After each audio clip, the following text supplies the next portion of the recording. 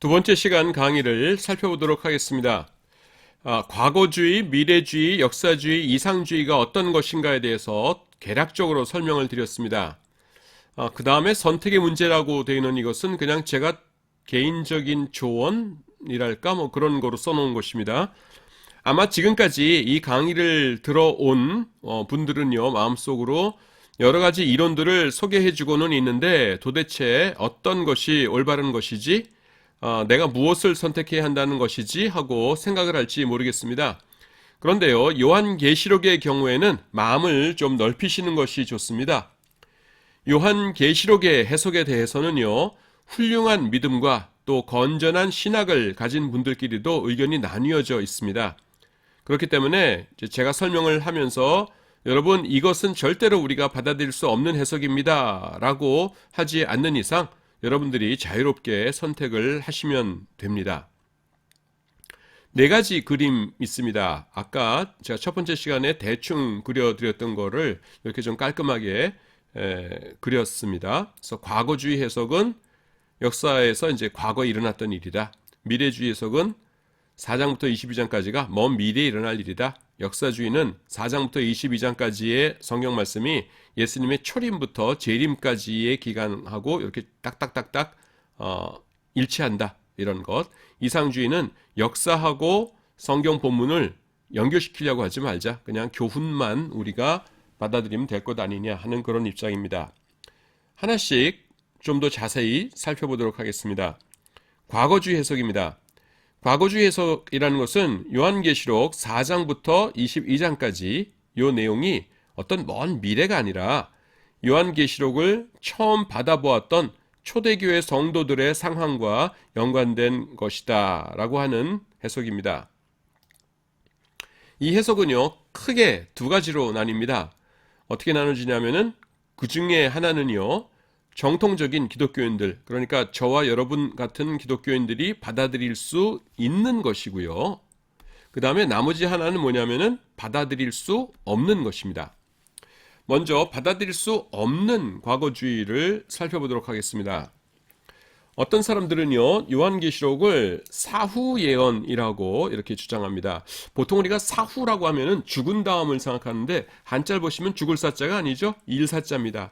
이건 뭐냐면은 어떤 일이 발생했어요.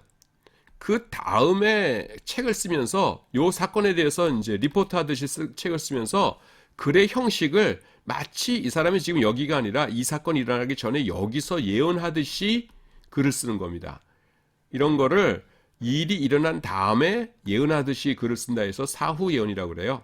그래서 Vaticinium ex eventu라고 이렇게 얘기합니다.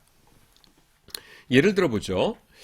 2001년 9월 11일에 뉴욕에, 미국 뉴욕의 쌍둥이 빌딩이 무너지는 테러가 발생했죠. 그런데 어떤 사람이 그 사건이 일어난 다음에 2001년에 사건이 일어났는데 그 다음에 뭐 이를테면 2003년이나 그때 글을 쓰면서 글을 써가지고 이 얘기를 쫙 해요. 그러면서 글을 쓴 날짜를 1980년이라고 그 이전으로 해놓는 겁니다. 그러면은 그 임시해 본 사람은 아이고 이 사람 옛날에 없던 책인데 전에는 내가 못 보던 책인데 지금 써놓고서는 1980년이라고 해놓고선 하면서 알아보겠죠. 그런데 아주 오랜 세월, 이를테면 한 300년 지난 다음에 그 책을 누가 발견했다고 해보세요. 그러면은 그 사람은 속겠죠. 그래서 그 저자가 정말로 그 사건을 1980년도에 예언한 거라고 그렇게 생각을 할 수가 있겠죠. 잘 모르는 사람들은. 예, 그런 거를 Vaticinium ex eventu라고 그래요. 사후 예언. 그런데 요한계시록이 이와 같다는 겁니다. 요한계시록의 내용이 사실은 그 당시의 사건들을 말하는 것이고 그냥 요한계시록 쓰여질 당시에 그 바로 직전이나 요때의 사건들을 막 얘기하는 것이고 단지 그것을 예언의 형식을 통해서 쓰고 있다라는 것입니다. 기독교인들은 이런 입장을 받아들이지 않아요. 그렇다면은, 그러면은 과거주의라는 것은 딱 보니까 벌써, 이거는 뭐 사기치고 이러는 거네요. 받아들일 수 있는 과거주의가 뭔가요? 그럴 거예요. 그 뭐냐면은 과거주의 단독이 아니라 미래주의, 미래 예언이라는 것과 이거가 그 결합되어 있다고 보는 입장입니다. 그러니까 성경 본문이 그 당시 요한계시록이 기록될 당시의 사람들에 대한 이야기도 하면서 동시에 먼 미래의 이야기이기도 하다라는 것이에요. 네, 자, 설명해 보도록 하겠습니다. 그렇다면 우리가 받아들일 수 있는 과거주의 해석이란 어떤 것일까요? 그것은 요한계시록이 그 당시의 상황을 설명하며 가까운 미래의 예언을 들려주고 있기도 하지만은 또한 인류 역사 마지막에 일어날 사건들을 예언해 주고 있기도 하다라는 것입니다. 그래서 두 가지가 겸해져 있다는 것이에요. 그게 어떻게 가능한지 이렇게 생각할 텐데, 일단은 뭐냐면은 여러분들이 뭘 생각하셔야 되냐면은 요한계시록 1장 3절에 보세요. 이 예언의 말씀을 읽는 자와 듣는 자들과 그 가운데 기록한 것을 지키는 자들이 복이 나는 때가 가까움이라 그러시죠. 읽는 자, 듣는 자들은 누구예요? 그 당시 교인들입니다. 그 당시. 먼 미래가 아니라. 그런데 그 사람들에게 읽고 그 다음에 듣고 지켜라 라는 걸 말씀하시는 건 뭐예요? 그 당시 교인들과 상관이 있다는 거죠. 먼 미래에만, 인류 역사 마지막에만 일어날 일이라면은 이 사람들에게는 그냥 잘 보존하라고만 하셨겠죠. 근데 그들에게 잘 읽고 듣고 그 다음에 실천해라라는 건 뭐예요? 그들과 어떤 식으로건 연관이 있으니까 지금 그렇게 잘 읽고 듣고 하라고 그러시는 거겠죠. 그리고 요한계시록은 또 인류 역사 마지막에 일어날 일이라는 거는 또 당연하고요. 이게 없다면은 예언서가 아니니까. 그래서 이 두 가지가 겸해져 있다라는 것입니다. 근데 겸해져 있다는 게 말이 돼요? 여러분들이 그렇게 생각하실 것 같아서 그거 성경에서 흔한 일이에요 라는 것을 지금부터 말씀드립니다. 이것을 이상하게 생각할 필요가 없어요. 성경에는요, 가까운 미래에 대한 예언과 먼 미래에 대한 예언이 한 본문에 섞여서 등장하는 경우가 종종 있습니다. 구약 성경을 보자면은요, 선지자들이 바벨론에 의해서 예루살렘이 멸망하는 날을 예언하지요. 흔히 뭐라고 했냐면 주의 날, 주의 크고 두려운 날이 이르기 전에 너희는 여호와께로 돌아오라면서 주의 날 그럽니다. 그런데요, 그들이 묘사하는 것들 중에는요, 바벨론에 의해서 이루어지는 것도 있지만은 그것이 아니라 인류 최후의 심판의 날 이루어질 일에 대한 예언들도 섞여 있어요. 이걸 그림으로 여러분 그림은 이렇습니다.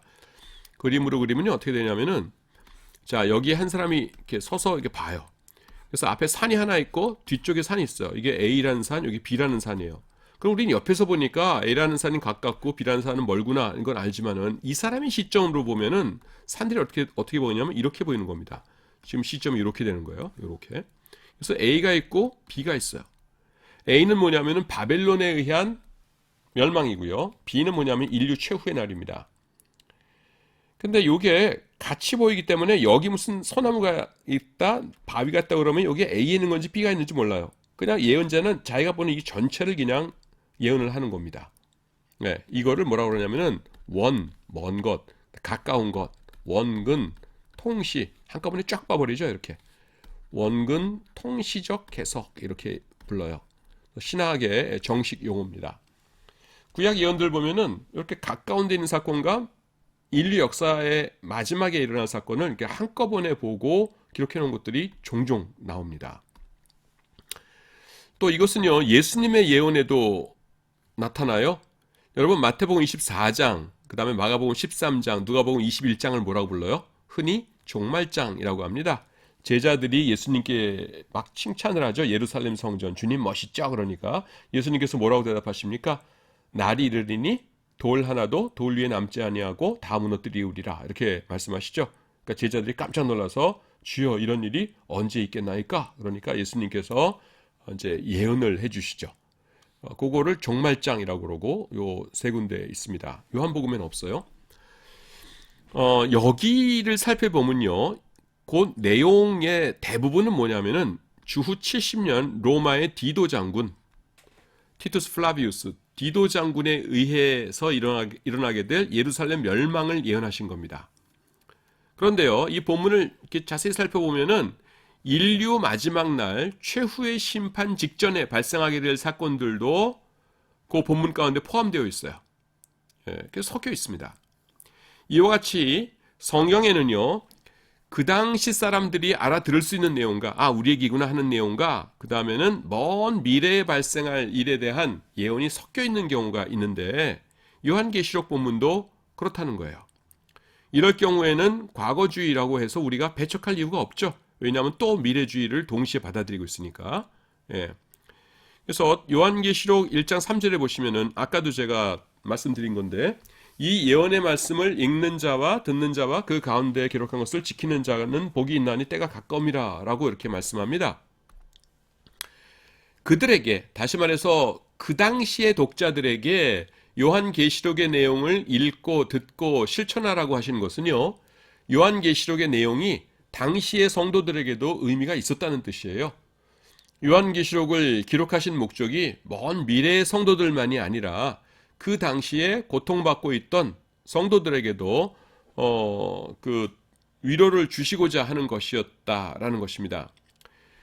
요한계시록은요, 그 당시 성도들이 읽으면서 자신들의 이야기라고 인식할 수 있고 또 먼 미래의 역사 마지막 순간에 살아가게 될 성도들도 그것을 읽으면서 그것이 자신들의 이야기라고 인식할 수 있는 그런 내용으로 구성되어 있는 것입니다. 이것은요, 우리가 받아들일 수 있는 과거주의 해석이죠. 다음에는 미래주의 해석입니다. 미래주의 해석은 너무 간단하죠. 예, 그냥 미래에 일어날 일이에요. 미래주의 해석이란 예수님께서 재림하셔서 최후의 심판을 하시기 직전 몇 년간의 일들을 요한계시록이 집중적으로 기록하고 있다라고 하는 해석입니다. 미래주의 해석은요, 하나님께서 존재하시고 하나님께서 미래의 일들을 계획하시고 또 그것들을 예언으로 우리에게 알려주실 수 있다는 사실을 믿는 자들만이 받아들일 수 있는 그런 해석입니다. 그렇기 때문에요, 이 해석은 우리가 배척할 아주 아무 이유가 없는 아주 기본적인 그런 해석입니다. 그렇죠? 자, 그런데 한 가지 재밌는 게 있어요. 뭐냐면은 그 미래주의 해석은요, 사회 지배층 사람들이 좋아한다는 겁니다. 그거 왜 그런지 살펴볼게요. 그 교회가 어느 시대에 사회의 기득권층, 그 제일 꼭대기 지배층을 형성했을 때는요, 늘 미래주의 해석을 받아들였었습니다. 그 이유가 아주 단순해요. 요한계시록을 보시면은요, 왕이나 부자, 이런 사회 지배층들은 뭐예요? 늘 예수님의 적들로 묘사되어 나타납니다. 그런데 교회가 사회의 지배층일 경우에 요한계시록의 내용이 그들의 시대, 그들이 살고 있는 현재 사건을 묘사하고 있다면은 그 3단 논법을 어떻게 됩니까? 자신들이 예수님의 적이 된다는 결과가 나와요. 다시 정리할게요. 보세요. 요한계시록에서 사회 지도층은 예수님의 적이죠. 그렇죠? 자, 그런데 지금 교회가 사회 지도층이에요. 그런데 요한계시록이 그들이 살고 있는 그 시대의 이야기라고 한다면은 그럼 어떻게 돼요? 자기들이 예수님의 적이 되는 거죠. 그렇죠? 그것은 받아들일 수 없는 것이에요. 그렇다고 해서 요한계시록은 하나님의 말씀이 아니야 그러고 버릴 수도 없으니까 남아있는 최선의 해결책이 뭡니까? 요한계시록은 하나님의 말씀이기는 하지만은 지금 우리가 살고 있는 상황과는 아무 상관없는 먼 미래의 일이야, 이렇게 밀어놔 버리는 겁니다. 그러면 뭐예요? 깔끔하죠. 자, 요한계시록은 먼 미래에 이때 일어날 일이고 우리는 지금 여기 살고 있어요. 그러니까 요한계시록은 하나님의 말씀이라고 하더라도 우리랑은 아무 상관없는 먼 미래의 일이에요. 그러니까 여러분, 요한계시록에서 지도층들이 하나님 대적하는 사람들로 나타나고 있다고 해서 우리를 이상한 눈으로 바라보지 마시기 바랍니다. 요즘하고는 아무 상관없는 말씀이에요. 이렇게 되는 거죠. 그 다음에 역사주의 해석입니다. 역사주의 해석이라는 게 어떤 거예요? 요한계시록 4장부터 22장까지의 내용이 예수님의 이 초림부터 재림까지의 실제 역사와 하나하나 대응된다고 보는 해석이에요. 그러니까 5장 몇 절은 뭐 AD 몇 년도에 무슨 사건, 그 다음에 7장에 있는 요 사건은 그 다음에는 AD 뭐 1200 몇 년도에 무슨 사건, 요런 식으로 이제 하나하나 대응하는 그런 해석입니다. 이것은요, 미래주의 해석과는 정반대예요. 미래주의 해석에서는 어땠어요? 이렇게 사회 고위층들이 받아들였죠, 미래주의 해석은. 근데 이것은 역사주의 해석은 뭐냐면은 각 시대에 이 환난과 핍박을 받았던 성도들이 많이 주장했던 그런 해석입니다. 왜 그렇겠어요? 누구든지 성경에서 자기 이야기를 찾아보려고 하죠, 여러분. 그래서 여성들은 어떻습니까? 성경에서 남자들에 대한 이야기보다는 여자들이 주인공으로 등장하는 그런 이야기에 끌리잖아요. 또 환자다 그러면은 예수님께서 환자들 고쳐주신 얘기 이런 거 이렇게 많이 보게 되고, 환난을 당한다 그러면은 욥기 같은 거 많이 보게 되고, 뭐 인간이 자연스럽게 그렇게 되는 것이죠. 그래서 핍박을 받으니까 성경 가운데서 특히 요한계시록 가운데서 자신들의 이야기를 발견하려고 노력을 하게 됩니다.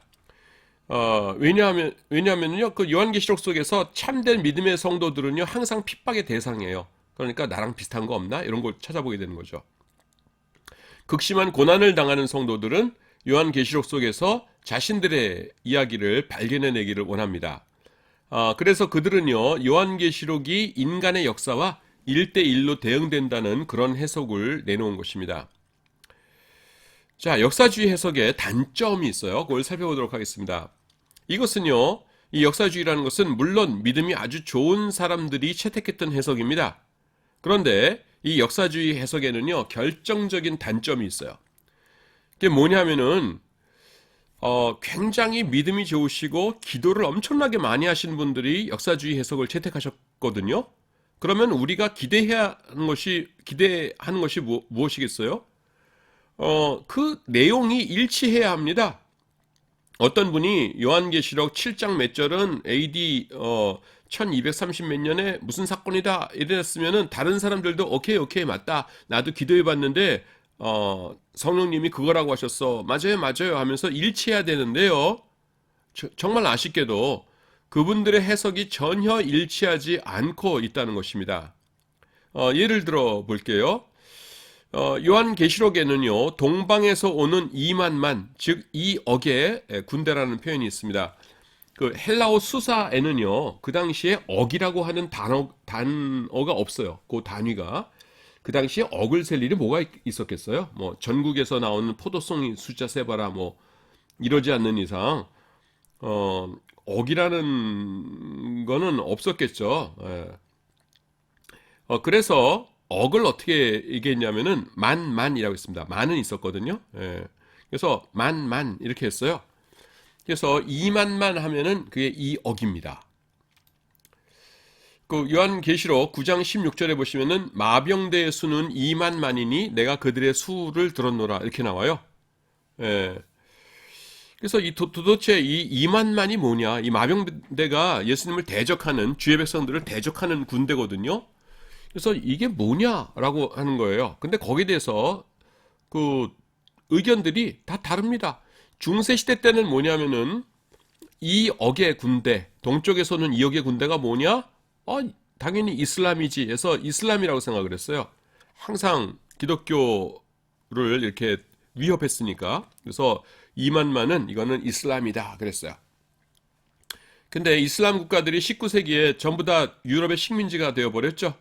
그러니까 식민지로 딱 지배하게 되니까 얘네들이 2만만이라고? 아닌 것 같은데? 이렇게 되는 거예요.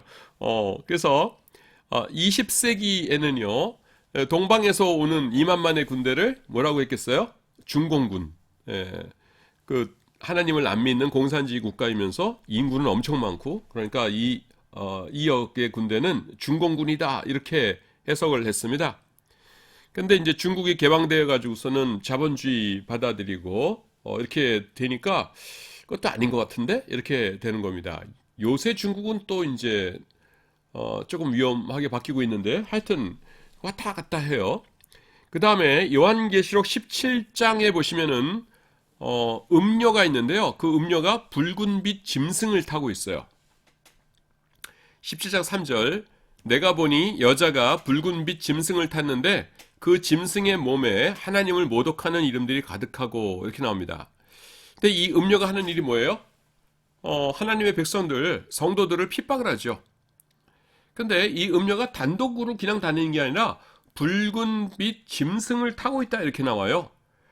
그래서 이 붉은빛 짐승이 뭐냐라는 것이 이제 재밌는 의문거리인데, 질문거리인데, 지난 20세기에는요, 거의 모든 주석가들, 기도 많이 하시는 목사님들이 뭐라고 하셨냐면은, 붉은 이 짐승은 공산주의다, 이렇게 말씀하셨어요.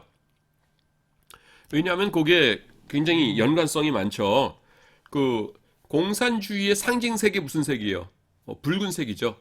전 세계에 있는 그 공산주의 국가의 바탕색은 거의 다 빨갛죠. 중국도 오성 홍장기라고 그러나요? 그 빨갛죠. 베트남도 빨갛죠. 빨간 데다가 노란 별 하나 크게 해놨죠. 그런 식으로 붉은색이고요. 또 기독교인들이 어디서 가장 많이 핍박을 받습니까? 공산주의 국가에서 핍박을 받아요. 근데 음료가 이렇게 술을 마시고 있고, 그런데 그게 다 이제 기독교인들에 대한 핍박 이런 거를 뜻하거든요. 그래서 야, 이거는 틀림없이 이 붉은 짐승은 붉은 용이다. 이렇게 공산주의다, 이렇게 생각을 한 거예요. 그런데 어떤 일이 발생했습니까? 이 고르바초프가 페레스트로이카 정책을 펼치죠. 그래서 어떻게 돼요? 구소련이 붕괴되죠. 그래서 공산주의 국가들은요, 정체성을 잃어버렸습니다. 그래서 요즘에는 이 붉은 용을 공산주의라고 해석하는 주석을 참 찾아보기가 힘듭니다. 20세기에는 다들 그렇게 생각했었는데, 제가 이제 그 가장 단순한 예를 두 개만 들었는데요. 이와 같이 그 역사주의 해석은요, 굉장히 믿음이 좋은 분들이 또 기도 많이 하시는 분들이 채택한 해석이지만은 이와 같이 일관성이 없어요. 그래서 그 주장하시는 분은 큰 위로를 얻는데 우리가 이제 몇 권을 놓고서 비교해 보면은 이거 왜 다 달라? 이렇게 되는 겁니다. 그래서 이렇게 좀 설득력이 떨어지지요. 그게 큰 단점입니다. 그 다음에 마지막으로 이상주의 해석이 있습니다. 이상주의 해석이라는 건 뭐냐면은 요한계시록 본문과 현실 역사를 어떤 식으로든 이렇게 대응시키려는 노력을 포기하고요. 요한계시록 본문이 주는 그 교훈만을 취하자라고 하는 해석입니다. 과거주의, 미래주의, 역사주의가 각각 최선을 다해서 해석을 시도했지만은 만족할 만한 결과를 보이지 못했어요. 그렇기 때문에 어떤 하나의 그 결과를 딱 결론을 도출해내려는 그런 노력을 포기하고 그냥 성경 본문이 제시하는 교훈만을 취하자, 그런 입장입니다. 앞에 그림에서요, 다른 세 가지 해석들은 어땠어요? 어떤 식으로든 요한계시록의 본문과 우리의 역사가 연결되어 있죠. 그래서 과거주의는 여기에 이렇게 연결되어 있고, 미래주의는 여기에 연결되어 있고, 역사주의는 전체랑 연결되어 있고, 그렇죠. 하지만 이상주의 해석은 어땠어요? 이게 둥 떨어져 있었죠. 이 위와 아래가 그 초림부터 재림이고 위가 성경 본문인데 전혀 맞붙질 않고 그냥 서로 떨어져 있죠.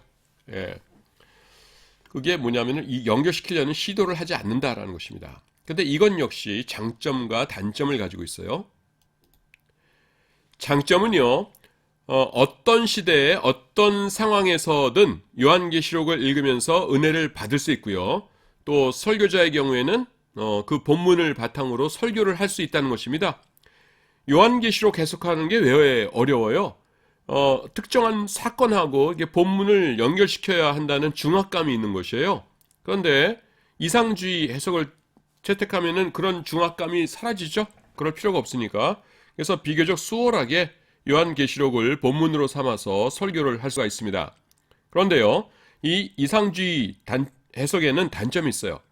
이게 뭐냐면은 만약에 하나님께서 요한계시록을 우리에게 주신 의도가 단지 그 가운데서 교훈을 얻는 것이었다면은 요한계시록의 내용이 너무 방대하고요. 그 내용이 지나치게 상세하다라는 것입니다. 말세가 되면은 악한 사탄 마귀가 너희들을 믿음의 길에서 벗어나게 하기 위해서 모든 수단과 방법을 가리지 않을 것이다. 그들이 하는 일이 때로는 성공적으로 보여서 너네가 당황하기도 할 것이다. 하지만 어려움과 유혹을 끝까지 잘 참고 견뎌라. 그러면 내가 재림해가지고 악한 원수들을 물리치고 너희들을 영원한 천국으로 인도할 것이다. 여러분, 이게 요한계시록의 메시지 아닙니까? 요런 간단한 메시지를 전하는 것이 요한계시록 전체의 목적이라면은 그냥 빌레몬서 정도, 그냥 한 장으로 되어 있는 빌레몬서 정도의 크기의 책이면은 충분했을 것입니다. 그런데요, 요한계시록에는 여러 가지 사건들과 또 숫자들, 이런 것들이 아주 상세하게 등장해요. 이상주의 해석을 취할 경우에는요, 이 모든 것들의 거의 의미가 없어집니다. 그것들도 그냥 상징으로만 보고, 그래서 그 요한계시록이 좀 싱거운 책이 돼버려요. 이상주의 해석을 취할 경우에.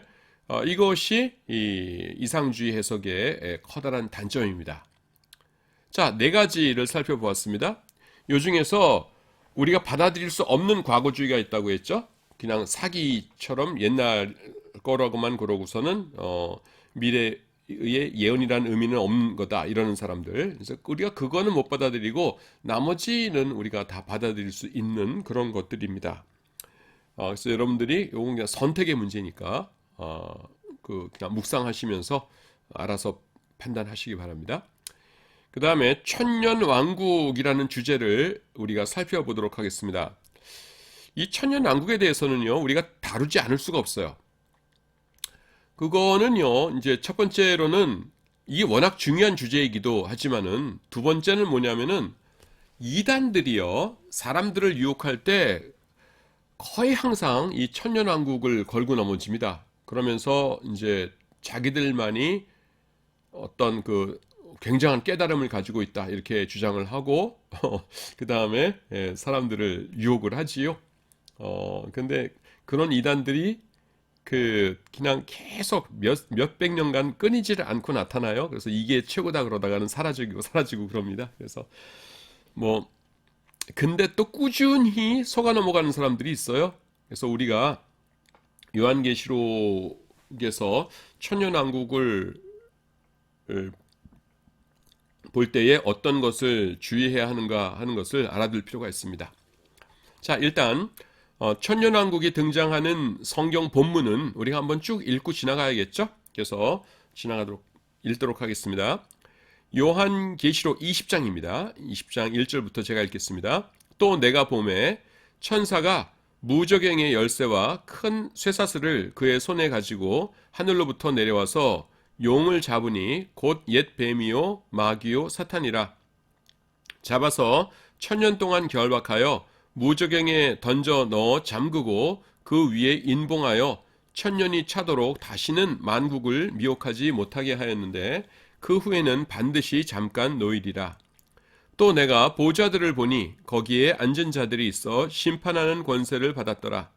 또 내가 보니 예수를 증언함과 하나님의 말씀 때문에 목배임을 당한 자들의 영혼들과 또 짐승과 그의 우상에게 경배하지 아니하고 그들의 이마와 손에 그의 표를 받지 아니한 자들이 살아서 그리스도와 더불어 천년 동안 왕노릇하니 그 나머지 죽은 자들은 그 천년이 차기까지 살지 못하더라. 이는 첫째 부활이라. 이 첫째 부활에 참여하는 자들은 복이 있고 거룩하도다. 둘째 사망이 그들을 다스리는 권세가 없고 도리어 그들이 하나님과 그리스도의 제사장이 되어 천년 동안 그리스도와 더불어 왕노릇하리라. 2장 1절부터 6절까지 읽었습니다. 그 다음에 이제 7, 8절 되면은 무저갱에 갇혀 있던 이제 그 마귀가 풀려 나가지고서는 사람들을 불러 모아서 자기를 따르게 하고 마지막 곡과 마곡의 전쟁을 치르는 장면이 나오죠. 근데 그건 이제 천년왕국 다음이기 때문에 일단 6절까지만 읽었습니다. 그런데요, 천년왕국이 언제 있을 것인가에 대해서 또 의견이 세 가지로 이렇게 나누어지고 있습니다. 전천년설이라는 것이 있고요. 후천년설, 무천년설이라는 것이 있어요. 이게 뭐라고 되는데 그건 현이라고 바꿔야 됩니다. 현. 요 전천년설은 뭐냐면은 여기 천년왕국인데요. 천년왕국이 이루어지기 전에 예수님께서 재림하신다는 것이에요. 그래서 정확하게 말하면은 천년기 전 재림론 이렇게 하는 것이 더 정확합니다. 후천년설은 뭐냐면은 천년왕국 시작할 때는 예수님께서 오실 필요 없어요. 그냥 우리끼리 만듭니다. 천년왕국 정도는 뭐 천국도 아니고 그냥 지상에서 이루어지는 그냥 좋은 세월이니까 아예 까짓것 우리가 만들게요 하면서 인간들끼리 만들어요. 근데 마지막에는 최종 정리는 예수님이 해주셔야겠죠. 그래서 제일 마지막에 예수님께서 재림하십니다. 그래서 후 천년설 혹은 천년기 후 재림론이라고 합니다. 무천년설은 뭐냐면은 요게 지금 그 초림 재림이거든요. 초림 재림. 그래서 무천년설은 뭐냐면은 이렇게 정해져 있는 천년이 따로 있는 것이 아니라 그냥 초림부터 예수님의 초림부터 재림까지 전체 역사가 그냥 천년왕국이다. 다시 말해서 우리가 지금 살고 있는 이 기간이 천년왕국이다. 이런 것이에요. 그래서 정해져 있는 천년이라는 기간이 따로 없다라는 의미에서는 무천년설이라고 그러고요. 없을 무자를 써가지고 무천년설이라고 그러고 우리가 지금 살고 있는 현재가 바로 천년왕국이다 해가지고서는 그런 의미로는 요 현자를 써가지고서는 현천년설 이렇게 주장을 합니다. 첫 번째 것은 요거죠. 전천년설 혹은 천년기 전에 재림을 하세요. 천년기 전 재림설이라고 하는 것인데 천년왕국이 있기 전에 예수님께서 재림을 하신다는 것입니다. 두 번째 것은 지워졌는데 이 재림을 여기서 하시는 거죠. 두 번째 것은 후천년설 혹은 천년기 후 재림설이라고 하는 것인데요. 지상에서 인간들끼리 먼저 천년왕국을 쓱 세워요. 대단하죠, 인간들끼리. 그 다음에 천년왕국이 끝났을 때에 이제 예수님께서 재림하신다라고 하는 것입니다.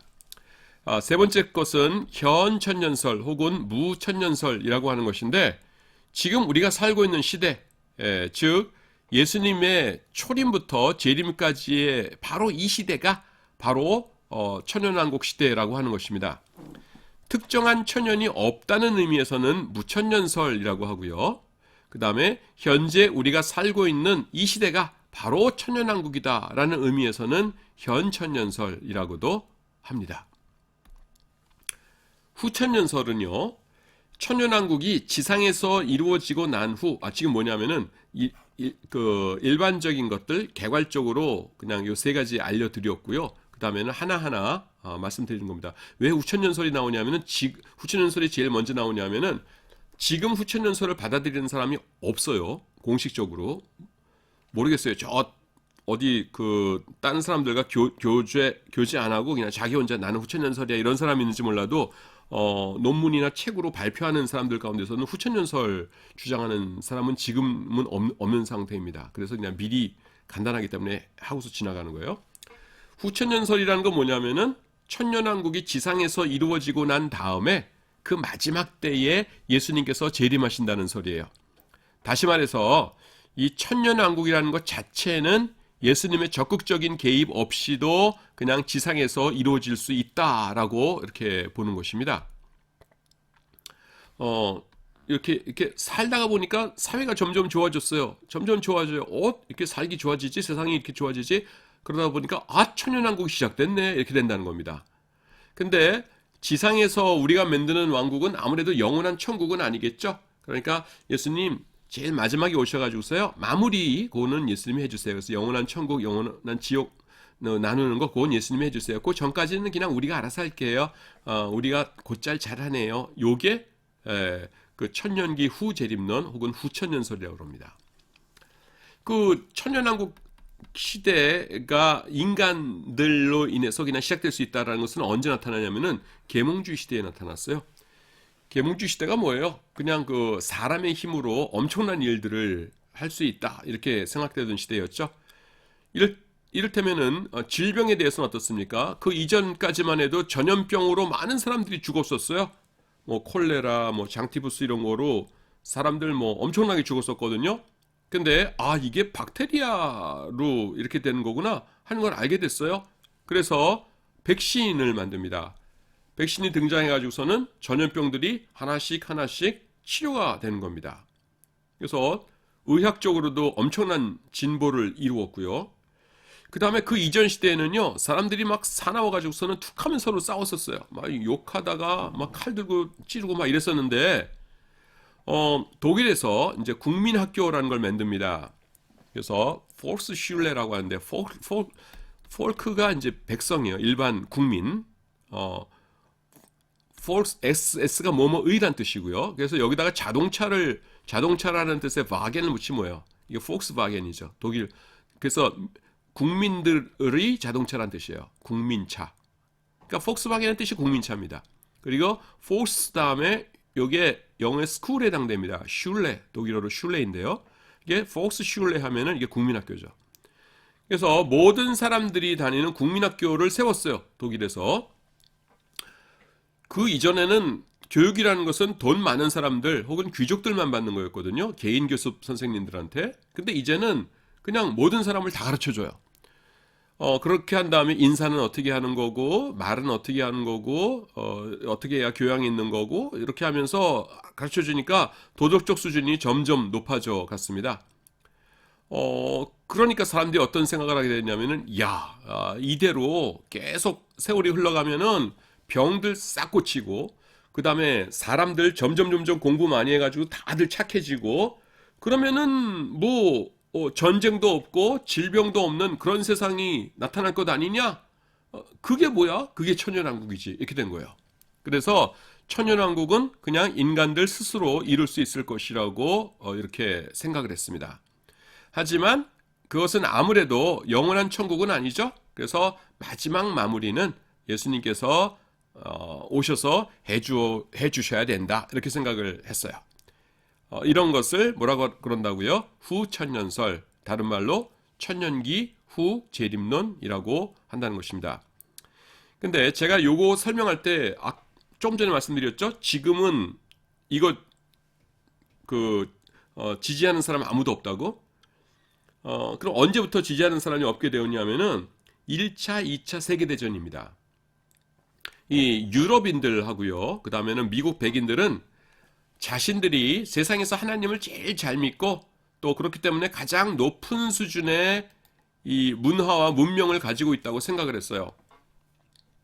그런데 전쟁이 벌어졌어요. 누구랑 싸운 겁니까? 문명인들과 야만인들이 싸운 거예요? 아니에요. 유럽에서 자기들끼리 편 먹어가지고서는 독일 편, 그 프랑스 편 이래가지고서는 지들끼리 전쟁을 일으킨 겁니다. 가장 고상하다고 하고 하나님 제일 잘 믿는다고 했던 유럽 백인들끼리 전쟁을 했어요. 그래가지고서는 교양 있게 싸워가지고서는 말만 열심히 하고 사람은 몇 명 안 죽였냐? 그게 아니라 인류 역사상 가장 참혹한 결과를 만들어냈습니다. 1차 세계대전, 2차 세계대전 대단했잖아요. 그래서 전쟁이 끝나자마자 이거 안 되겠다. 우리 그 천연왕국 우리끼리 못 만들어내겠다. 안 되겠지. 그래, 인간은 안 변해. 역시 예수님 오셔야 변하는 거야. 라고 하면서 이 후천년설, 천년왕국의 꿈을 포기해버렸어요. 그래서 공식적으로는요, 이 2차 세계대전 이후로는 후천년설을 주장하는 사람은 없는 상황입니다. 그래도 우리가 도대체 그러면 후천년설을 왜 주장한 거야? 성경에 근거가 있었어? 하는 것을 살펴보아야겠죠. 예, 성경에 근거가 있었는데 그게 뭐냐면은 마태복음 28장 18절부터 20절까지의 예수님의 명령입니다. 요거를 뭐라고 그래요, 여러분? 대위임령이라고 합니다. 대위임령. 예, 대위임령. 요거 위임한다는 게 뭐예요? 내가 출장 갔다 올 동안에 내가 할 일은 자네가 좀 내 대신 해주게. 이게 위임이죠. 그 앞에다가 큰 대자를 써서 가지고 대위임령이에요. 예수님께서 지상에서 계신 동안에 여러 가지 사역을 하셨지 않습니까? 그런데 이제 승천하시게 되니까 제자들에게 예수님께서 하셨던 사역을 위임하신다는 거예요. 그래서 하늘과 땅에 모든 것을 내게 주셨으니 그러므로 너희는 가서 모든 족속으로 제자를 삼아 아버지와 아들과 성령 이름으로 세례를 주고 내가 너에게 분부한 모든 것을 가르쳐 지키게 하라. 볼지어다 내가 세상 끝날까지 항상 너희와 항상 함께 있으리라 하시니라. 아멘. 요게 뭡니까? 대위임령이죠. 그 중에서 보시면은 뭐가 나오냐면은 세례를 주라 이런 거 앞에 나오고, 그 다음에는 내가 너에게 분부한 모든 것을 가르쳐 지키게 하라 그러세요. 그런데 예수님께서 가르치신 것이 예수 믿고 천국 가라 이것만이 아니죠. 어떻게 살아야 하는지, 하나님의 백성들은 어떻게 행동해야 되는지 하나하나 가르치셨거든요. 그 모든 것을 가르쳐서 지키게 하라고 하셨어요. 그러니까 그거 다 지키다 보면 어떻게 되겠어요? 천년왕국 이루어지겠죠. 예. 이게 뭐냐면은 이 성경적 근거였어요. 하지만요, 부천연설에 반대하는 사람들은 뭐라고 얘기했냐면은 지금까지 예수님의 그 말씀 지키려고 많은 사람들이 노력했지 않느냐. 근데 세상이 바뀌었느냐? 그냥 과학 물만 계속 발전했지 인간의 속은, 인간의 근본은 바뀌지 않았다. 근데 앞으로는 변할 거라는 가능성이 있느냐? 앞으로도 안 변할 거다. 계속 이렇게 전쟁하고 계속 이럴 거다. 이렇게 하면서 뭐냐면은 그 후천연설을 반대했습니다. 근데 그 말이 맞았죠. 그래서 뭐 과학 문명이 발달한다고 해서 인간이 더 그 개선됩니까? 인간의 속은 똑같거든요. 그러니까 과학 문명 실컷 발달한 것 가지고서는 엄청나게 많은 사람들을 죽였죠. 그래서 에이 우리끼리는 안 돼 이렇게 바뀌었습니다. 그 다음에 무천년설입니다. 무천년설이라는 거는 천년이라는 기간이 따로 있는 것이 아니라 지금 순서가 보면 후천년설 먼저 설명하고 무천년설 설명하고 그 다음에는 전천년설 설명해요. 뒤로 갈수록 설명들이 좀 복잡해집니다. 그래서 이렇게 이 순서를 우리가 따르는 것입니다. 무천년설이란 천년이라는 기간이 따로 있는 것이 아니라 우리가 살고 있는 지금 이 시대, 즉 예수님의 초림부터 재림까지의 기간 전체가 천년왕국이라고 보는 견해입니다. 이 견해를 취하는 사람들은요, 이 앞에서 설명했던 연대기적 구조, 반복진행적 구조, 혼합적 구조 중에서 반드시 반복진행적 구조를 취합니다. 자, 여러분, 이게 무슨 말이냐 하면은 무천년설을 취한다는 것은 뭐예요? 지금 우리가 살고 있는 지금 이 시대가 천년왕국이라는 거죠. 그러니까 지금 우리는 예수님의 초림과 예수님의 재림 사이에 살고 있잖아요. 그렇죠? 뭐 이쪽에도 가까울지 이쪽에도 가까울지는 몰라요. 앞으로 2억 8천만 년 후에 예수님 오실지 아니면 앞으로 30년 후에 예수님 오실지 모르는 거예요. 그래서 하여튼 근데 우리는 지금 여기 있어요. 근데 지금이 천년왕국이라고 우리가 무천년설에서는 주장하는데 천년왕국이 성경에 어디 나오냐면은 요한계시록 20장이 나오거든요. 20장. 예. 20장이 나오니까 20장이 뭐예요? 예수님의 초림하고 여기 일치해야 돼요. 그렇죠? 초림하고 일치해야 그 다음에 우리가 지금 여기 사는 거죠. 예. 근데 20장이 예수님의 초림입니다 하는 그 성경 해석이 뭐예요? 앞에서 나온 것 중에서 연대기적 구조는 뭐예요? 연대기적 구조는 지금 예수님의 초림부터 이 4장부터 22장까지가 순서대로 쭉 가는 거라고 그랬잖아요. 그러니까 천년왕국은 저 끝에 있죠. 예. 그러니까 우리가 지금 여기 있고 연대기적 구조를 따르자면은 천년왕국은 뭐예요? 지금 우리보다 미래에 있는 것이 되겠죠. 예. 그 다음에 이상주의적 해석은 사건하고 성경 본문은 서로 상관이 없으니까 그건 아예 우리가 논외로 치고 그 다음에 반복진행적 구조는 뭐예요? 그중에 초림하고 재림 사이에서 7번 왔다리 갔다리 한다고 그랬죠. 예. 그 중에서 7번째가 뭐예요? 20장에서 다시 초림, 22장에서 재림 이렇게 되는 거가 제일 마지막 7번째거든요. 반복진행적 구조에서 앞에서 설명했던 거 지금 다시 설명하는 겁니다. 예. 그러니까 지금이 천년왕국이 되기 위해서는 천년왕국 20장에 등장해요. 그러니까 지금이 천년왕국이 되기 위해서는 지금이 20장 이후여야 되죠. 다시 말합니다. 지금이 천년왕국이라고 하기 위해서는 지금 현 시대가 지금이 20장 이후의 시대가 되야겠죠. 왜냐하면 20장에서 천년왕국이 나오니까. 근데 지금이 20장보다 이후라고 얘기하는 거는 반복진행적 구조밖에 없어요. 이해가 되시죠? 예. 그래서 지금 반복진행적 구조를 택합니다. 제가 지금 뭐 이렇게 설명을 드렸고 그거를 세 줄로 요약을 해놨어요. 근데 이것만 가지고서는 이야기 힘드실 것 같아서 제가 좀 설명을 길게 했는데 이제 이해가 되셨다고 치고 이거를 다시 읽죠. 왜냐하면은 요한복음 20장에 천년왕국이 등장하는데 초림부터 재림까지의 시대 전체가 천년왕국 시대라고 하기 위해서는 예수님의 초림이 요한계시록 20장에서 시작된다고 해야 하기 때문이다. 예. 다시 간단하게 말씀드리자면은 지금이 천년왕국이라고 하기 위해서는 지금이 계시록 20장 이후의 시대여야 돼요. 그렇죠? 20장 이전이면 안 돼요. 근데 지금이 20장 이후의 시대이다라고 말하는 것은 그 세 가지 중에서 반복진행적 구조밖에 없어요. 반복진행적 구조에서는 20장부터 22장까지가 초림부터 재림까지의 기간을 쭉 보여주는 것이라고 이야기하니까. 아셨죠? 넘어가요. 수업 시간이라 여러분들 눈빛을 보지 못하니까 제가 강의 템포를 조절을 못합니다. 이렇게 눈빛 보면 알거든요. 그래서 이분들이 한 번 더 설명이 필요하겠다 하면 한 번 더 해드리고, 어떨 때는 교수님 빨리 지나가요 됐거든요 그러면 내가 지루하게 하고 있구나, 다 아시는구나 그러고서는 이제 후다닥 지나가고 그러는데 그게 불가능해요. 자, 이 무천년설에 대해서는요 그 반대론이 있는데, 이 반대론이 뭐냐면은 좀 재밌게요. 단순한 것과 그 다음에 좀 복잡한 것이 있어요. 단순한 반대론, 복잡한 반대론입니다. 아무래도 단순한 것부터 먼저 하는 게 좋겠죠? 예, 시험 문제 받으면은 일단 아는 것부터 풀라고 하듯이. 단순한 반대론은 뭐냐면은, 그분들은 이렇게 얘기해요. 그럼 지금 창문 밖을 좀 쳐다보고 TV를 켜서 뉴스를 보라는 겁니다. 그럼 들려오는 소식들이 어때요? 좋은 소식이 나쁜 소식이에요. 그러니까 수많은 전쟁들이 있어요. 그리고 갈등, 뭐 계급 갈등, 그 다음에 무슨 인종 간의 갈등이 있고, 그 다음에 온갖 저럴 수가 있어, 저런 일을 겪고 어떻게 견디지 하는 그런 인간으로서는 상상하기조차 힘든 그런 슬픔의 이야기들이 그냥 세상 가득 넘쳐나고 있어요. 그런데 그런 것들을 매일 바라보면서 매일 접하면서 어떻게 지금이 천년왕국 기간이냐 이런 말을 할 수 있냐는 겁니다.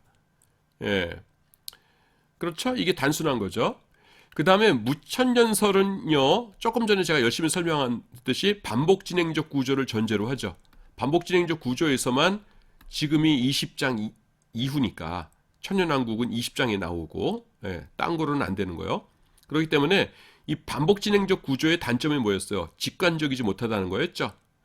그것이 곧바로 이 무천년설의 약점으로 등장하게 됩니다. 직관적이지 못한 성경 해석 방법을 그 근거로 채택하고 있다는 것이에요. 아셨죠?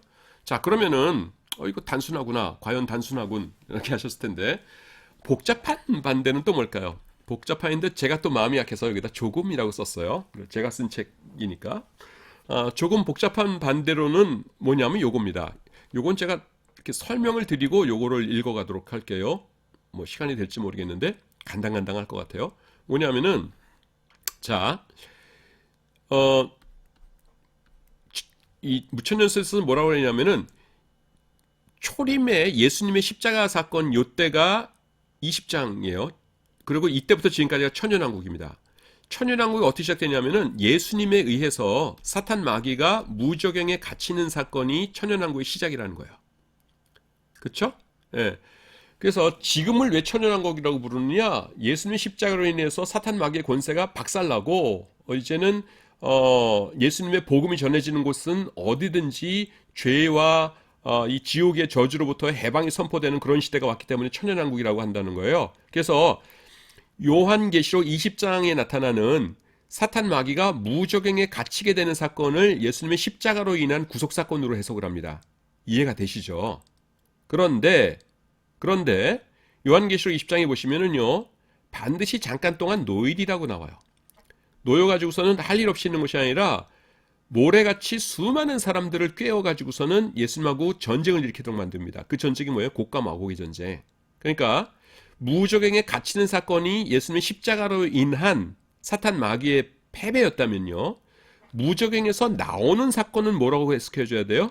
예수님의 십자가가 비록 일시적이고 한시적이긴 하지만은 뭐예요? 십자가의 효과가 무효화되는, 최소한 정지되는 사건이라고 해야겠죠. 내려가는 게 십자가라면은 올라가는 것도 십자가와 관련이 있어야 돼요. 그렇죠?